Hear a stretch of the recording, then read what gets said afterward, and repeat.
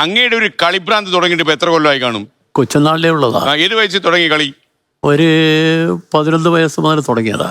കളിക്കളത്തിൽ ചെന്ന് ഇറങ്ങിയതാണോ ആരെങ്കിലും ചാടിച്ചതാണോ? അല്ല, നമ്മള് സ്വാഭാവികമായും കളിക്കളത്തിൽ എത്തുക. നമ്മളവിടെ ഒരു മൈതാനം ഉണ്ടായിരുന്നു. ആ മൈതാനത്തിന്റെ പേര് ലെങ്കോട്ടി മൈതാനം. മറ്റേ കിട്ടുന്ന സാധനമല്ലേ അത്? അതെ, അതാണ്. പക്ഷെ മൈതാനത്തിന്റെ ആകൃതി മൈതാനത്തിനൊക്കെ അങ്ങനെ പേരിടാമോ? അല്ല, അതേ ഉള്ളൂ. മൈതാനത്തിന്റെ സ്ഥലം അത്രേ ഉള്ളൂ. അത്രേ ഉള്ളല്ലേ? സ്ഥലമില്ല. അപ്പൊ അവിടെയാ കളിച്ചത്.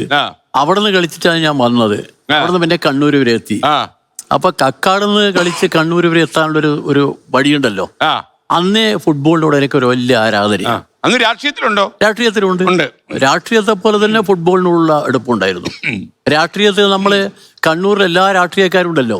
ആ രാഷ്ട്രീയക്കാർക്കെല്ലാം തന്നെ എന്നോടൊരു മമത വരാൻ കാരണം ഫുട്ബോളാ. കണ്ണൂരിലും അതുപോലെ മലപ്പുറത്തും ഒക്കെ തന്നെ ഒരു പ്രത്യേക ആവേശമായിരിക്കും ഇനി ഈ മാസം. അല്ല, കണ്ണൂരിലാണ് കേരളത്തിൽ ഫുട്ബോൾ വന്ന ഒരു നാട് കണ്ണൂരാ.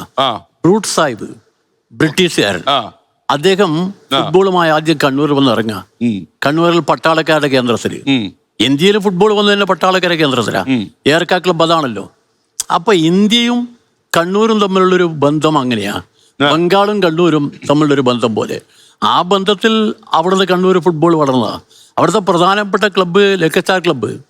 മോഹൻ ബാഗിനെ തോൽപ്പിച്ച ക്ലബ്ബാ കൽക്കത്ത മോഹൻ ബാഗ്. അവരാണ് ഇന്ത്യയിൽ ആദ്യമായി ബ്രിട്ടീഷ് ക്ലബിനെ തോൽപ്പിച്ചത് മോഹൻ ബാഗിനാ. ഞാൻ എൻ്റെ ഇടുപ്പല്ല് പൊട്ടി കിടക്കുന്ന അവസരത്തിൽ പോലും കളി കണ്ടതാ. അപ്പോഴാണ് എൻ്റെ ടീമിന്റെ കളി, ബ്രസീലിന്റെ കളി, ദയനീയമായി തോറ്റ് ഞാൻ പൊട്ടിക്കരഞ്ഞു പോയി. പത്രക്കാരും ടി വിക്കാരും ഇതെല്ലാം കണ്ടിട്ട് അവര് പിന്നെ ഷൂട്ട് ചെയ്ത്. അല്ല, കരയാന്ന് പറഞ്ഞാൽ കരയേണ്ട, സാധാരണഗതിയിൽ കരയേണ്ട അവസരത്തിൽ കരയണം. ചില പ്രത്യേക സന്ദർഭത്തിൽ മനുഷ്യനല്ലേ, മനുഷ്യന്റെ വിചാരങ്ങളില്ലേ, നമ്മൾ കരഞ്ഞു പോകും. എന്നാൽ ഇതങ്ങനെയല്ല. ഇത് എന്റെ ടീമിന്റെ കളി കളിട്ട് തോറ്റുകൊണ്ടിരിക്കുമ്പോൾ കരയാ. അതും നെയ്മർ പരിക്ക് പറ്റി പുറത്തുപോയി അതിനുശേഷം വന്ന ടീമാ. ആ ടീമിലെ കളിക്കാർ വരുന്ന നെയ്മറെ പടവും കൊണ്ടാകും.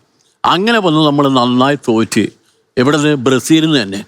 ബ്രസീലുകാരങ്ങനെ ഒരു ജീവിതത്തിൽ ശരീരത്തിന്റെ കൂടെ തന്നെ ഫുട്ബോൾ കൊണ്ട് നടക്കുന്ന ആളുകളാണ്. ദൈവത്തിന്റെ സ്വന്തം ആളുകൾ. ഗോലാങ്കുന്നുകളിൽ യേശുവിന്റെ പ്രതിമയുണ്ടല്ലോ, അത് കൈന്നിങ്ങനെ നീട്ടി നിൽക്കുക. അത് കണ്ടിട്ട് ബ്രസീലുകാർ പറയുന്നത് ദൈവം നമ്മളെ കളി കണ്ടിട്ട് ഒരു പന്തി കൊണ്ട് അടിച്ചാന്ന് പറയാം എന്ന് പറഞ്ഞാൽ അത്രമാത്രം കളിയുമായി ഇണങ്ങിച്ചേർന്ന ആളുകളാ ബ്രസീലുകാർ. ആ ബ്രസീൽ നാട് അത്